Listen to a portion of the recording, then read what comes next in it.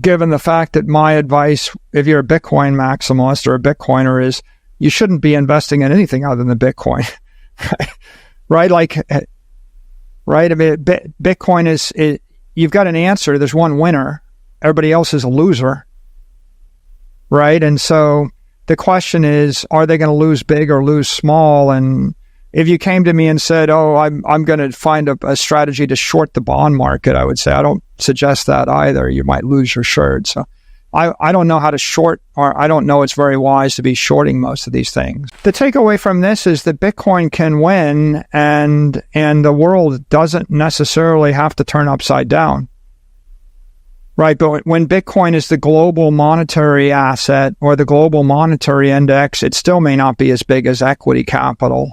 It's just going to become much, much more material than gold and much more useful than gold.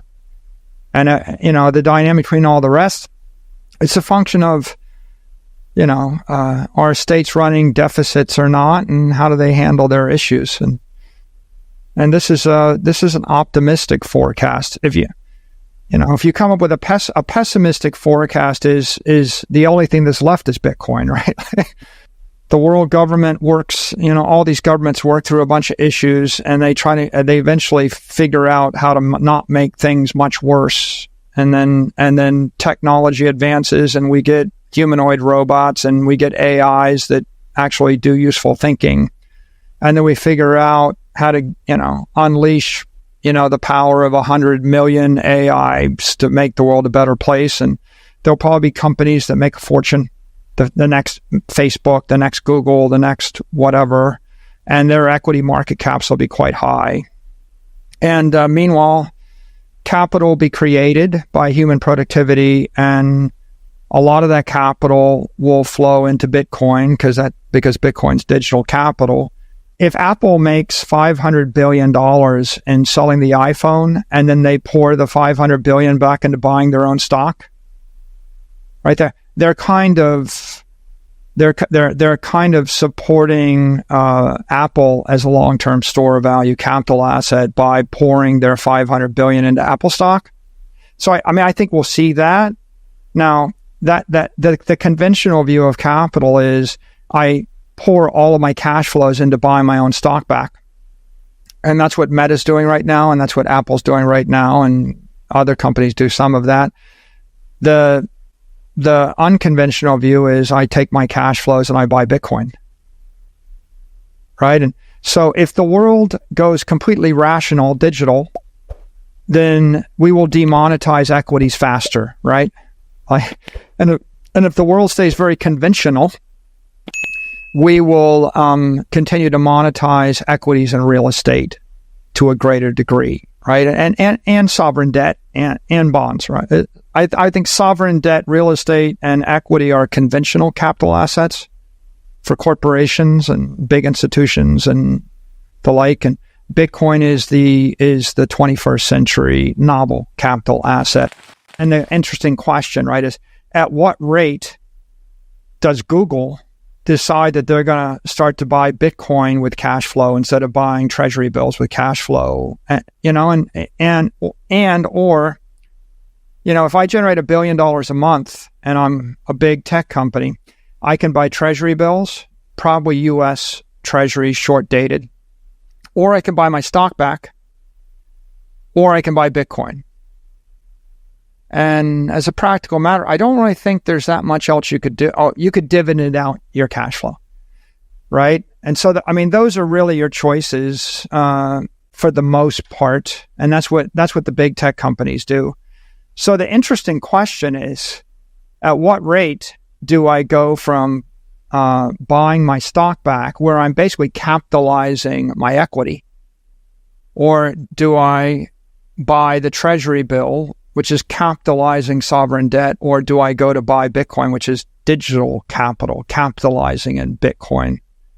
And that's a regulatory issue, and that to a certain degree, and that's also an issue of corporate finance doctrine. Like, when will business schools start to teach CFOs that they should take all of their cash flows and buy Bitcoin with them, or half their cash flows and buy Bitcoin with them? And if that changes, then Bitcoin monetizes much faster. And if we're traditionalists, right? Like right now, the big bulge bracket banks, they can't custody Bitcoin, buy Bitcoin, or sell Bitcoin. So that's a huge impediment to Microsoft, Google, Apple, Amazon adopting Bitcoin as their capital asset, right? You're not going to see mega conservative corps do that until they can wire $1 billion a month to Citi or Bank of America or JP Morgan and just have it converted and held in a capital account. So when that happens, when SAB 121 gets repealed, or when there's support for banking Bitcoin in the traditional banking system, I think that accelerates the monetization of Bitcoin, and it accelerates the demonetization of equity and debt. In addition to concerns about a global economic downturn, Bitcoin investors are also closely watching the upcoming U.S. presidential election, with a focus on Democratic Party candidate Vice President Kamala Harris. Alex Vanovic, CEO of blockchain analytics platform Nansen, remarked that the Democrats have created a relatively hostile environment for crypto. He anticipates that a Harris presidency would likely continue the current administration's crypto policies, which are viewed as less supportive of the industry's development in the U.S. Some Bitcoin bulls are hoping Republican Party candidate and former President Donald Trump wins the election. As part of his campaign, Trump has advocated for Bitcoin miners and even spoke at the Bitcoin 2024 conference in Nashville, Tennessee. Recently, Trump was spotted in a New York City bar and restaurant known for accepting Bitcoin, where he gave out burgers bought with BTC. With the U.S. election outcome still too close to call, Bitcoin traders are adopting a cautious stance as the BTC price approaches its highest levels since August. This sentiment is reflected in the subdued behavior of traders using leverage. According to the futures premium, Bitcoin derivatives' primary metric, there has been a lack of enthusiasm for betting on further price increases in recent weeks. Due to the longer settlement period, monthly contracts should trade at a 5% to 10% annualized premium under typical market conditions. Any figure below this range is often considered bearish, as crypto traders tend to be optimistic by nature. Since September 2, the Bitcoin futures premium has hovered around a neutral 6%, indicating a lack of conviction among bulls. On July 30, the BTC futures premium surged to 11%, following a 25% price rally over 3 weeks. This suggests that despite Bitcoin's 20% gains between September 6 and September 24, sentiment in the derivatives market has remained flat. For the time being, Bitcoin's underwhelming performance on September 25 can be attributed to weak macroeconomic data, fears of a stock market correction, and uncertainty surrounding the impact of the U.S. presidential election on the cryptocurrency landscape. If you liked the video, give it a thumbs up and subscribe for more daily updates. Remember, knowledge is power, and we're here to empower you on your financial journey. Until next time, happy investing. Hello guys, welcome to my channel. How are you guys? I think all of guys will be okay. I am also good.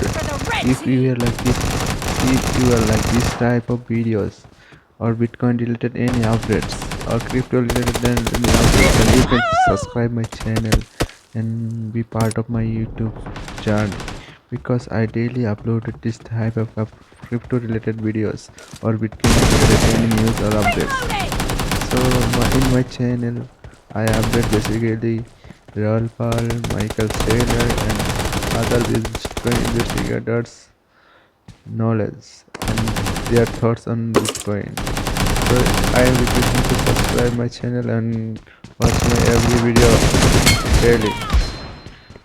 Guys, if you are really a Bitcoin investor, then you can subscribe my channel and you can watch my every and each video, because I regularly update this type of content. Reloading!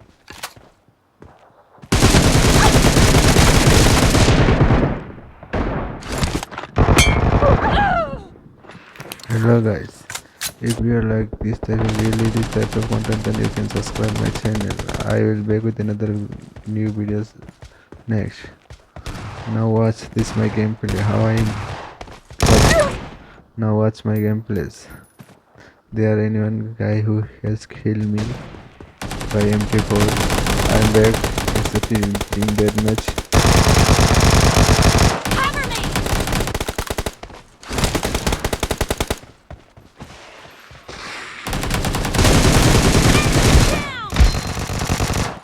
Watch out! So guys, let's watch how my I'll be back with another video. Bye bye for now. I'll be back with another video. Thank you guys for watching until the end. Now please Marked a subscribe the channel location. for Bitcoin related videos.